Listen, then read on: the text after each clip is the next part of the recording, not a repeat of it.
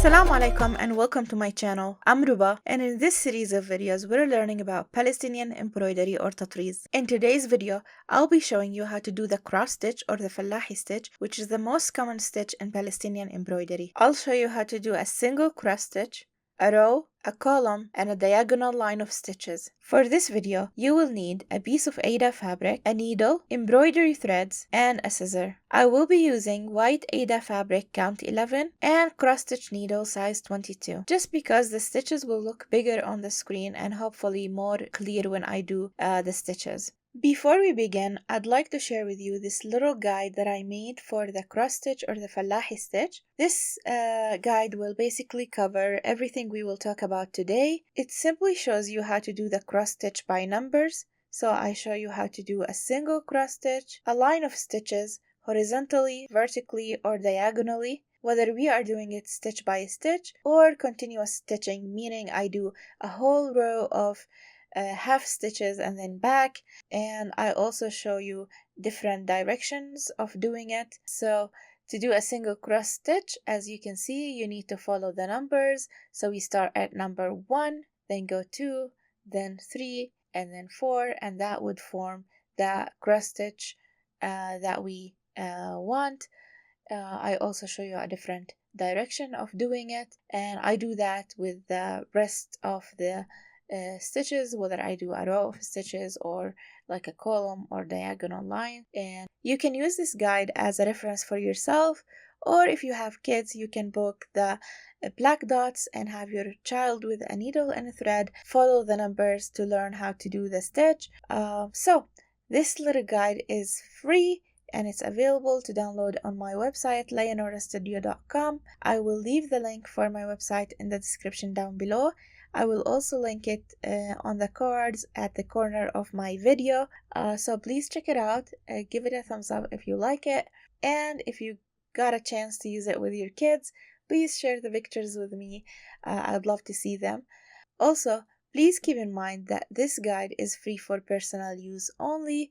Please do not go around selling this guide for people, because simply they can get it for free on my website. And like I said earlier, this guide will cover everything we will talk about today.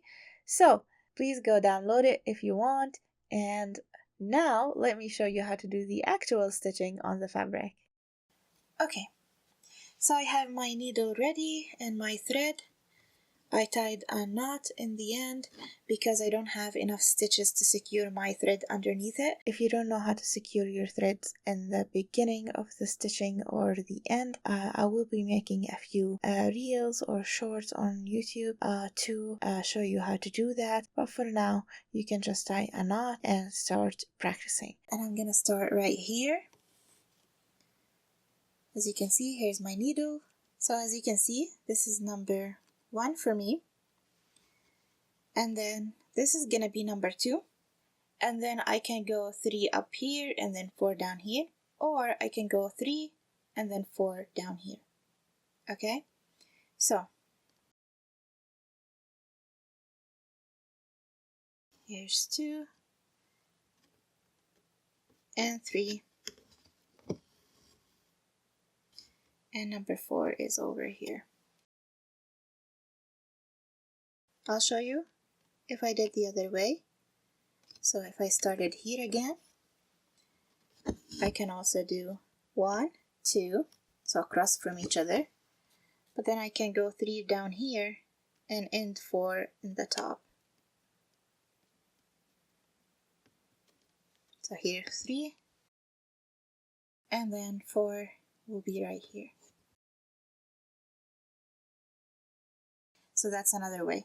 Also, I can start at the bottom for 1, like down here, and then instead of going down for 2, I go up for 2.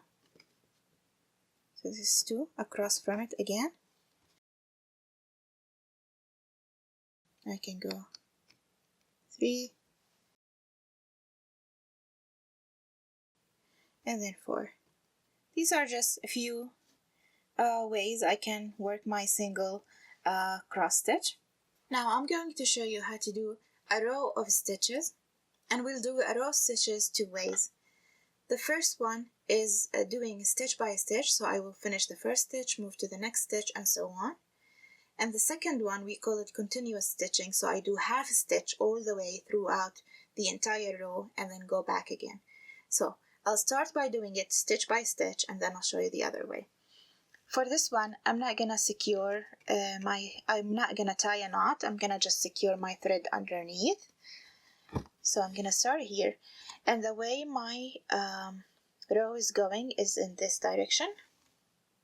So I'm gonna start here, go down for number 2 as we did earlier, but I'm not gonna go for 3 over here, I'm gonna go back here for 3.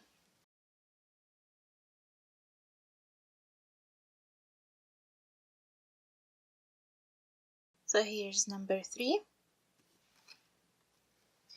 and if I flipped my hoop a little bit, you can see that the thread caught under my stitch or half stitch.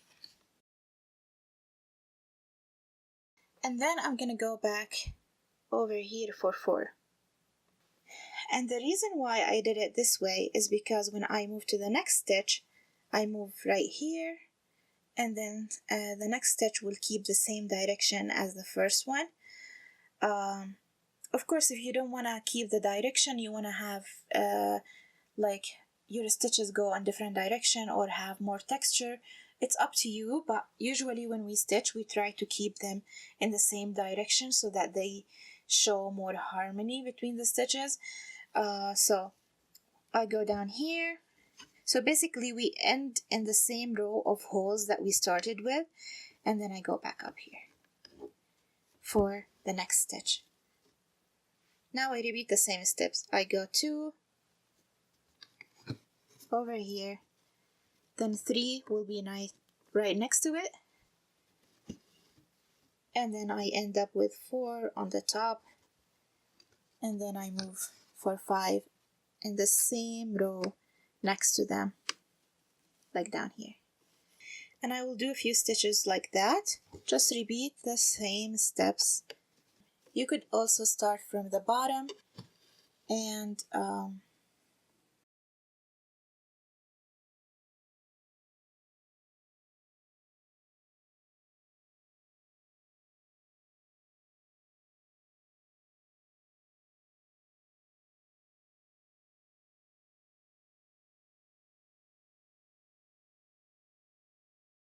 go up instead, like go the other direction. That's okay too. So this is not the only way of doing it, but I've done a few stitches now. I'll show you the back of how this will look, and then maybe I can show you if I started at the bottom, I can do it too. So this is the back. It's supposed to look like 2 parallel lines walking next to each other. You can see that this one has the one where we are doing our jumping to the next stitch, and this just finishes the stitchment from down. So it should look like 2 lines next to each other. Now you know how I started here in the top and I went down for the number 2 for the hole. Let me show you if I want to start it from the bottom, what do I do? So I can go this way. Let's go down here actually. But I just put it next to it. So I'm gonna do here. So what I do, I started at the bottom, then I go up, then I pick the one next to it right here, and then I go down again. So you basically wanna end your stitch in the same row of holes that you started with. That way when you move, you keep the direction of your stitches. And again, if you don't want to keep the direction of the stitches and you want to have your stitches going on different direction because you want to make texture, or maybe you like the look of the stitches going in different direction, that is fine too. So basically you follow the same steps, just I started at the bottom and moved to the top.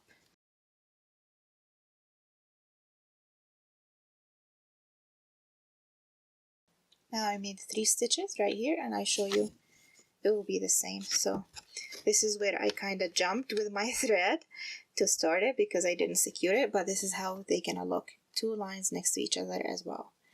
And when you finish, you can just go with your needle under one of these lines, like so, and that creates a hoop.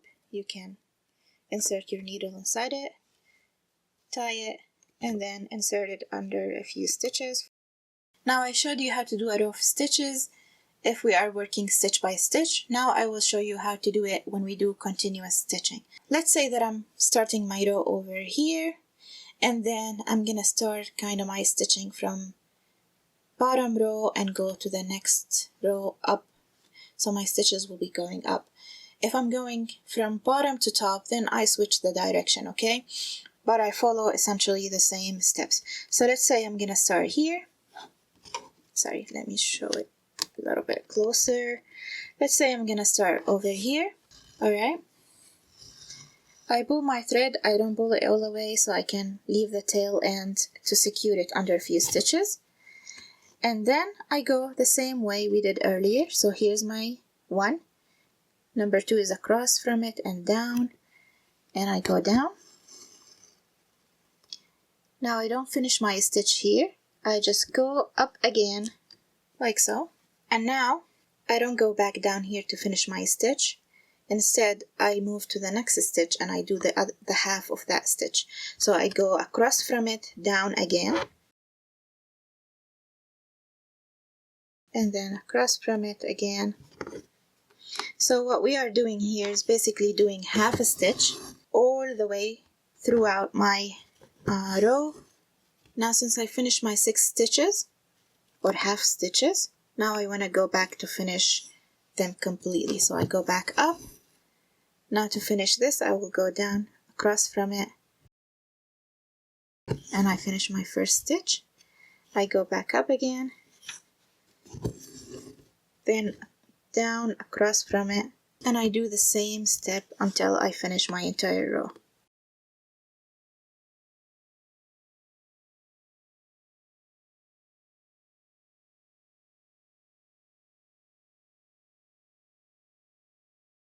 And now I finished my last stitch.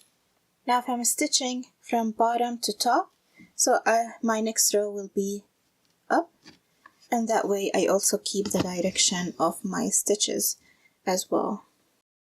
And I go repeat the same steps that we did earlier.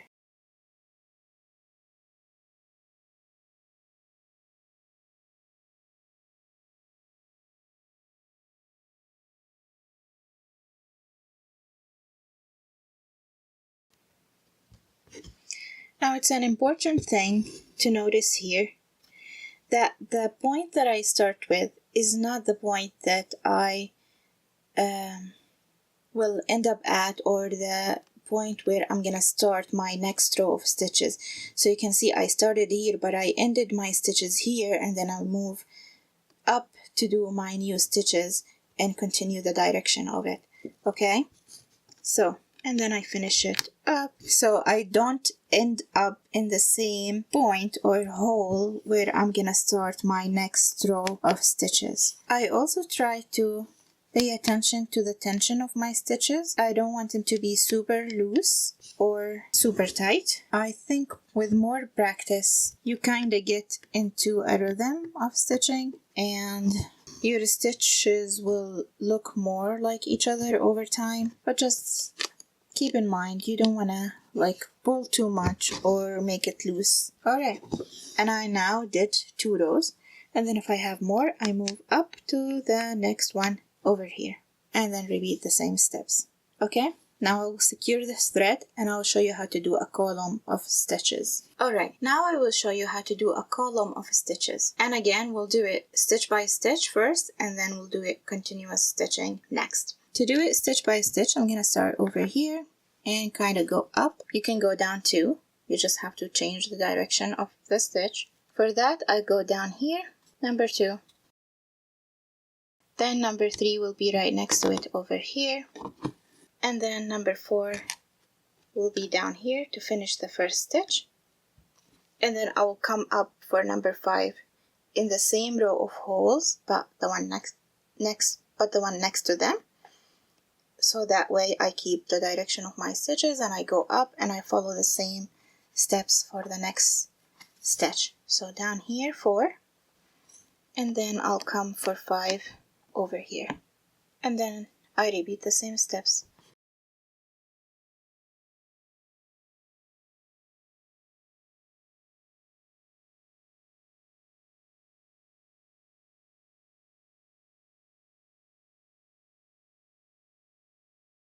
Now I'm gonna show you how to do a column of stitches by continuous stitching. So I'm gonna start here, and my columns basically are going to go up. I go down again for 3. Now notice here, I don't go next to it for 3, I go down again, because that's the line where I'm starting my stitches, and since I'm doing half a stitch all the way, so I want to keep the direction of my stitches. So then I go back up. So you're basically just working across from each other.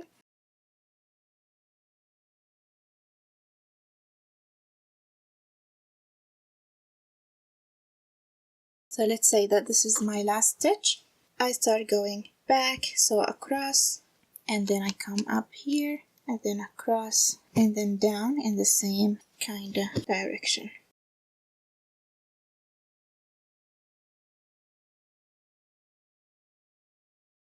Finish my stitches here, and I need to start my next row over here to keep the direction of my stitches. If I finish my stitches here and I'm starting here, it will be a problem, right? So that's why we don't take the one next to it. Instead, we take the down. So here's where I finish, and then here where I come up and start my row, next row, in the same way. Now again, this is not the only way. There are many ways of doing a column stitches, and you are always welcome to try whatever direction, whatever you find most comfortable for you.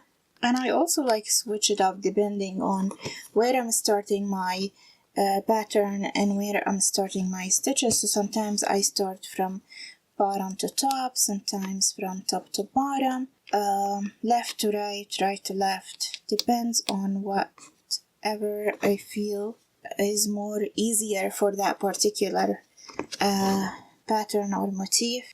This is how I do it. When I'm done, I just secure my thread and cut it. And this is how it should look from the back. It's like these horizontal lines next to each other. Now, last but not least, I'll show you how to do a diagonal of stitches. I'll show you how to do it from bottom to top or from top to bottom. So we'll start from bottom to top. So I'm just gonna start right here and go up. So here's where my starting point is. I go number 2 across from it, as usual. And then number 3 is right next to number 2 in the same row. So right here, I'm still on the top. And then I go down for 4. And now I need to go back up for 5. And that way I keep the same direction in my stitch. So I'm starting again right here. Now number 2 across from it. Number 3 is right next. And then 4 is back down, and then I go one step up to start to start the next stitch basically. And I repeat these steps again and again until I finish my line of stitches. Alright, let's say that this is the end, and I will just show you how they look from the back. So when you look at the back, it's supposed to look like this. So basically just 2 straight line kind of meeting in the middle. In Arabic, it looks like a 7. So this is how it should look like when you are doing a diagonal stitches. So let's say I'm going to start right here and then go down. So this is number 1. I'll go number 2 across from it. And remember, I'm going down. So this is number 3 and then number 4 down here. And then I go back to number 1, which should be right here. And then I repeat the same steps again.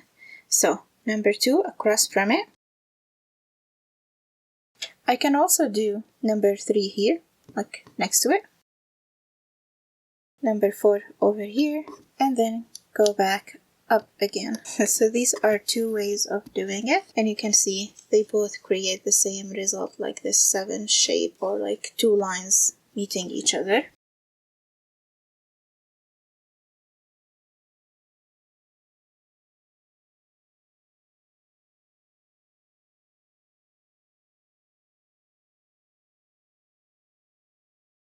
And now I did top to bottom, and this is what it looked like. When I'm done, I secure my thread and cut the extra.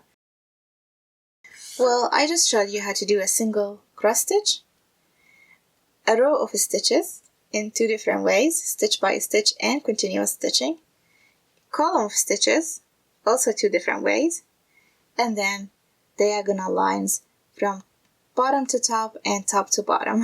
And I think that's it.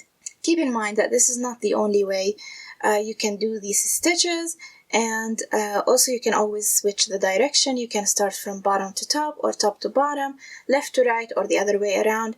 It really depends on how you wanna start your pattern and what you see fit for that particular pattern, or easier in a way. I also try not to overthink my stitching. So I don't over-obsess over strategies, or I have to absolutely keep my stitching in the same direction, or I have to absolutely keep the back of my fabric super neat and clean. For me, it's just about getting into a rhythm. So I look at the pattern, think about where I'm gonna start and what is easier for me, and then just start stitching. So of course, I want my skills to be better, and I of course want my back of the fabric somewhat neat, so I don't waste a lot of threads as well. But what I'm trying to say is that I don't over obsess with it. I think over time, the more you do this, you will find that your skills will develop, and you will start subconsciously doing these things without actually thinking about it. Don't just over calculate every little step, because that would take the fun out of the stitching and it will become more stressful than relaxing, or at least that's how I feel about it. Alright, well, I think that would be it for today. I will leave a link for my website if you want to go and download that guide and use it. And I hope that my instruction today were clear enough. So if you have any questions, please leave them in the comments down below. If you like this video, please make sure to share it, like it, and subscribe. And next week, inshallah, we will be starting our first Tatreez project. I'm so excited. So I'll see you next week, inshallah. Bye.